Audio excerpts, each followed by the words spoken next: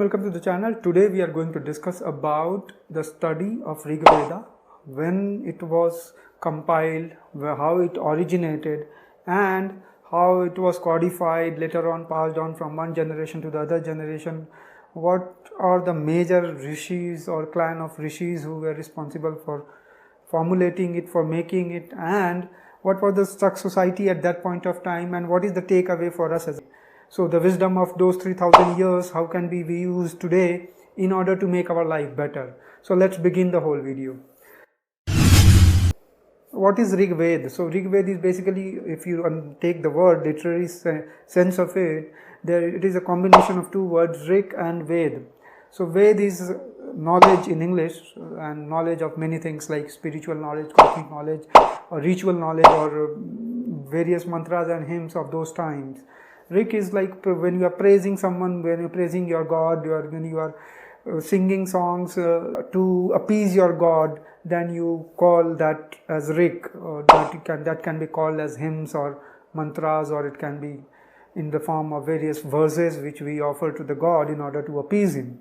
So if you combine these two words, it will basically mean the knowledge of those literary verses which is praising the God to appease him. So if we take it in the traditional assessment of how it originated, people believe that this has been directly from the gods and heard by the rishis. So that's what they call it Shruti. But to take it logically, it seems that this has been the work of series of rishis, people who were devoted in order to find out the wisdom of those times and then give it to their younger generations, who will further remember it by memorizing it and then again passing on to the next generation. If we have to assess how old is that, there are many interpretations. Someone like Bal Gangadhar Tilak assumed it to be 6000 years BC old. Someone like Max Muller assumed it to be 1200 to 1500 year old. The age of this whole document is considered to be somewhere around between say 1500 years BC till say 5000 years BC, but no proper scientific justification can be assessed. There are different rishis who have interpreted Rigveda in different forms. One of the famous individuals called Yaksha, he had proposed three interpretations of Rigveda. He said basically it is the language of praising the deities. It is the language of conducting rituals of birth, rituals of marriage, rituals of death, rituals of learning and things like that. And he also gave a perspective of knowledge or language of going through the spiritual or the cosmic process. How would you assume it to be formed of? Basically it has 3-4 different components. One is in Samhitas, which is called collection of different sets of work. The other is Brahmanas, which is basically commentaries on those hymns or commentaries on those richas. Aranyaks, or those commentaries which are done by the rishis while being in the forest. So that's why Aranya is like something related to the woods or the forest, and hence all those commentaries done by rishis while being in the forest. So basically it is one of the other sets of commentaries. And then you have Upanishads, which basically is the soul of philosophy of Hinduism. It focuses on the higher self, it focuses on life after death, it focuses on what is ideal life, and then those spiritual questions which are not yet still answered. What is the basic composition of Rigveda? If you want to structure it, basically it is made of 10 mandalas, which is 10 different books. These mandalas are finally divided into 85 different anuvakyas, and these anuvakyas are further divided into something called sukta. So 10 mandalas divided into 85 anuvakya.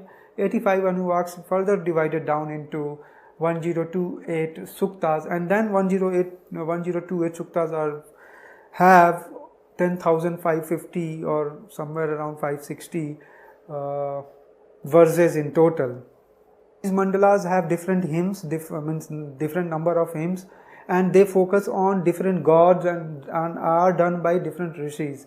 So take for example, mandala 1 contains 191 hymns, and it is basically focused on gods of Indra and Agni, Varuna, Mitra, and then Ashwin. So, and mandala 2 contains 43, which focuses on again gods of Agni and Indra, and was basically compiled or formulated by Rishi Gritsamand.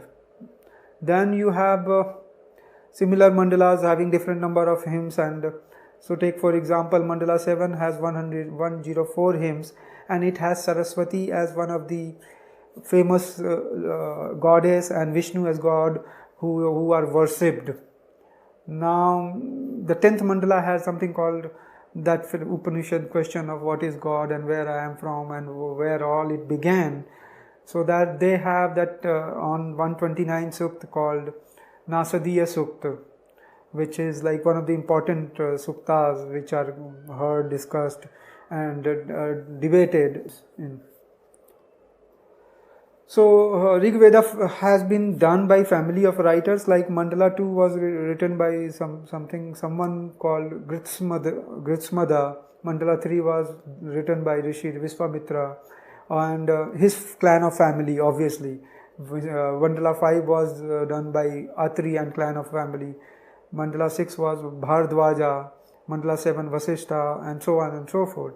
So this has been the work of families of rishis at different times and different situations of the society. Now, how do you see that manuscript right now? These manuscripts were written on the palm leaves, if you remember, generation by Shruti. That means one generation hears it, remembers it, and then again passes on to the next generation. Now in the current scenario, it has been preserved in Devanagari in Uttar Pradesh, Maharashtra, Nepal and Rajasthan. In Tamil Nadu, it has been written in something called Grantham. In Kerala, it is in Malayalam. So this is one example of how a sukta looks like, and this is an example of Vivaha Sukta. Now codification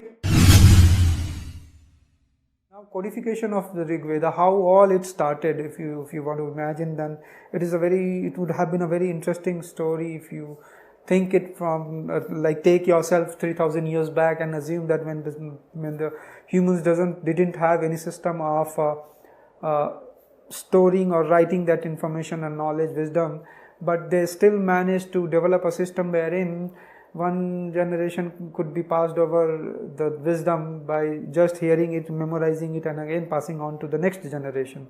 So the codification was is supposed to be done around 1200 BC when the Kuru tribe actually started codifying it, these 10 mandalas. Though at that time the center of Vedic culture was moving from Punjab to what is now currently Uttar Pradesh. The Rigvedas were codified by compiling hymns, including the arrangement of the individual hymns in those 10 books. The initial collection took place after the Bharat victory in the Battle of the 10 Kings. This collection was an effort to reconcile various factions in the clans which were united in the Kuru kingdom under a Bharat king.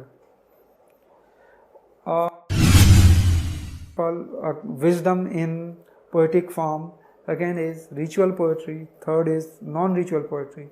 After that, it also has archaic formularies.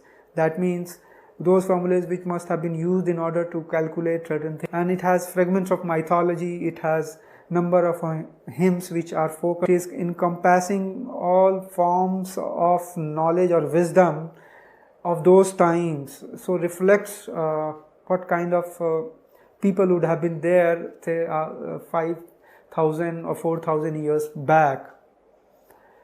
It also mentions something called a concept of Rit, which is basically from where this concept of dharma would have arrived.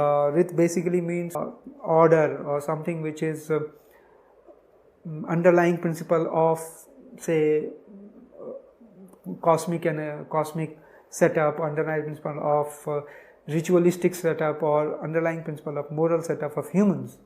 So that Rit is like something which must have been conceptualized at that time. That's why they would have been able to make a sense of how the world was operating, and hence they would have developed a code for their own behavior as humans. If you see it, the whole Rigveda was passed on from one generation to the other generation for thousands of years just by the sound, just by managing the sound without putting it somewhere in the written form. So there were different chants being done, there are different hymns being sung in a different ways, and so that is one approach of looking at it. Now, if you were to make an idea of what kind of society would have been at that point of time, after you go through this Rigveda, you get these basic understanding. First of all, there was no direct evidence that the society was social or political during those times, that means during Vedic times. There is a small hint of cattle rearing, and then horse breeding was important. There is no evidence of caste system. Society was mostly nomadic in nature, and hymns were dedicated for agriculture and for gods like Indra. And also there was division of labor and complementary relationship between the kings and the priest and the poets. Women in those times were vocal, they were outspoken and appeared to be more sexually confident than the men. We find mentions of divine ladies like Indrani, Apsaras like Urvasi or Yami.